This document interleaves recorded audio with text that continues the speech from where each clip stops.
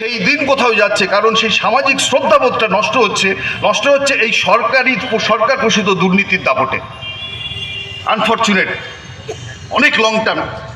তাহলে যারা ঢুকছেন তারা কিন্তু আজ ঢুকছেন, 5 বছর বাদে বেরোবেন না, 1, 2, 3টে প্রজন্মকে পড়াবেন। তাহলে যারা ঢুকলেন বা ঢুকছেন বা ঢুকতে চলেছেন এই পথে, ঘুরপথে, তারা আসলে আমাদের সমাজের আরও একটা বড় ক্ষতি 2-3 প্রজন্মের জন্য তৈরি করবেন। ফলে এই জায়গাটা দাঁড়িয়েই হচ্ছে যে আমি বলছি আবারও,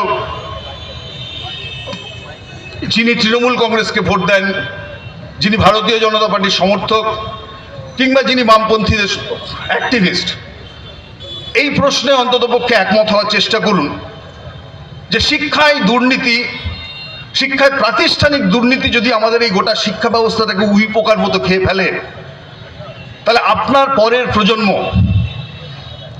সসম্মানে বাঁচার অধিকারটুকু হারাবে। কাজ তো হারিয়েছে, শিক্ষা হারাচ্ছে, কিন্তু গোটা সমাজটা যেভাবে পাল্টাচ্ছে, আসলে একদল রাউডি লোকের হাতে গিয়ে পড়ছে।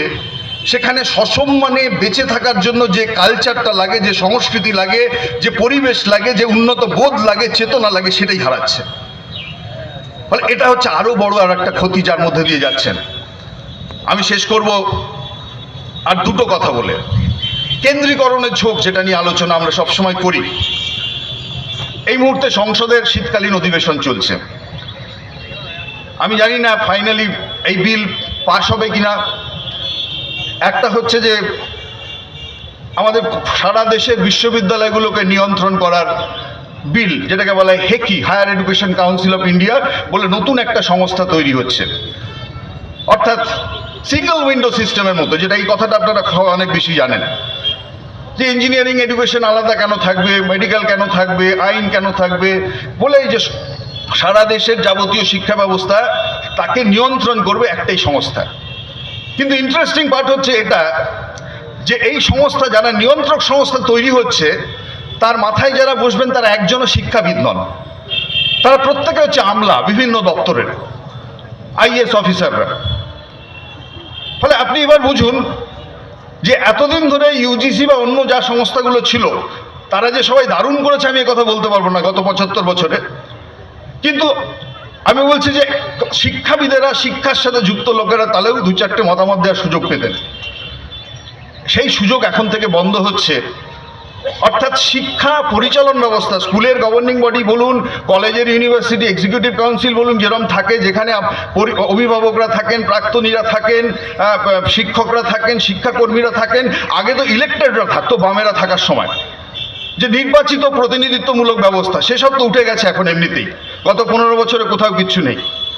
এখন দেশে আইন করে গোটা দেশ জুড়ে আসছে যে আসলে দেশের এই প্রতিষ্ঠানগুলো চালাবেন আমলারা। ফলে আমলারা মনোনীত হবেন সরকারের, সরকার যা চাইবে তাই করবেন।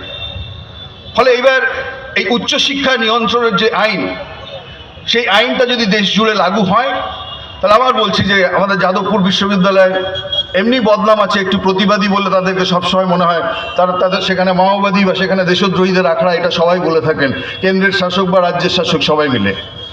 এখন হয়তো এই ধরনের প্রবণতাগুলোকে আটকানোর জন্য তারা এই নিয়ন্ত্রণের আইনটা আনতে চলেছেন, হেকি, যেটা হলে সরকারি অনুদান বন্ধ হবে এবং প্রত্যেকটা প্রতিষ্ঠানকে বলা হবে যে তারা বেসরকারিকরণের পথে যাক এবং ছাত্রদের থেকে, স্কলারদের থেকে বাড়তি ফিজ নিয়ে, অর্থাৎ ফেলো কড়ি মাখো তেল, যারা পড়তে আসবে তাদের পয়সাতেই বিশ্ববিদ্যালয় চলবে, সেরকম একটা অর্থনীতি রচনা করুন। এটাই যুগের হাওয়া। ফলে এই হাওয়ার বাইরে আপনারা কেউ থাকতে পারবেন না।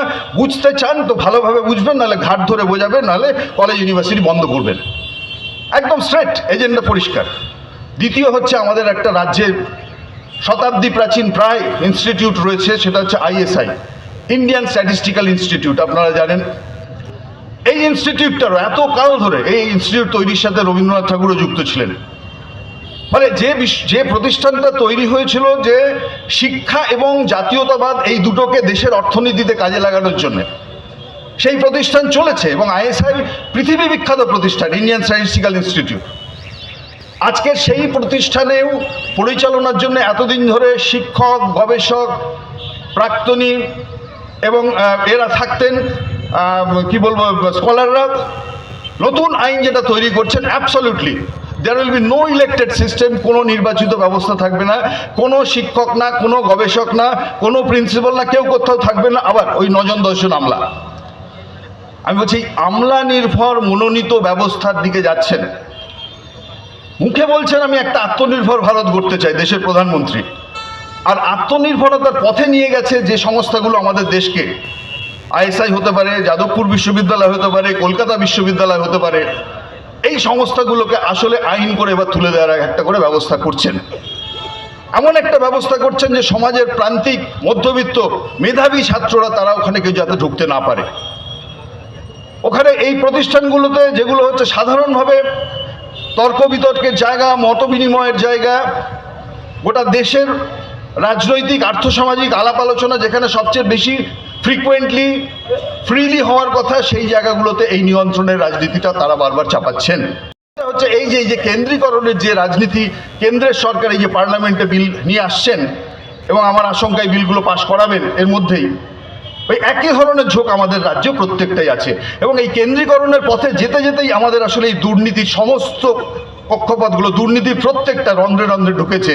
অর্থাৎ বামেদের সময় বিকেন্দ্রীকৃত যে ব্যবস্থাটা ছিল, school service commission, college service commission, senate, syndicate, governing body, সেখানে দুর্নীতির চান্স অনেক কম ছিল, দায়বদ্ধ একটা ব্যবস্থা ছিল। কিন্তু সেটাকে সরিয়ে যখন কেন্দ্রীভূত এবং মনোনীত একটা ব্যবস্থা চালু করা হয়, বুঝবেন যে দুর্নীতি আরও বেশি আঁটোসাঁটো হয়। এবং এই কেন্দ্রীকরণের পথ দিয়েই দুর্নীতিটা হয়, এই কেন্দ্রীকরণের পথ দিয়ে বাণিজ্যিকীকরণের পথ প্রশস্ত হয়। ফলে এই বেসরকারীকরণ, দুর্নীতি এবং কেন্দ্রীকরণ এগুলো কোথাও একটা জায়গায় সবাই জড়িয়ে রয়েছে। এবং এই দুপক্ষই, যারা রাজ্যে আছেন, যারা কেন্দ্রে আছেন, তারা একেবারে শটাং, তারা হচ্ছে যে এই দুর্নীতির মধ্য দিয়ে গোটা ব্যবস্থাটার বেসরকারীকরণ ঘটাতে চাইছেন। যার জন্য আপনারা দেখবেন এ কোথাও আমরা কখনো দেখিনি যে নিয়োগ থেকে শুরু করে পরীক্ষার ফল প্রকাশ, ভর্তি থেকে শুরু করে ছাত্রের হস্টেল পাওয়া, সব জায়গাতেই হচ্ছে হাত তুলে টাকা নিচ্ছেন, সব জায়গাতেই সেই সিন্ডিকেট কাটমানির যে ব্যবস্থা প্রবর্তিত হচ্ছে।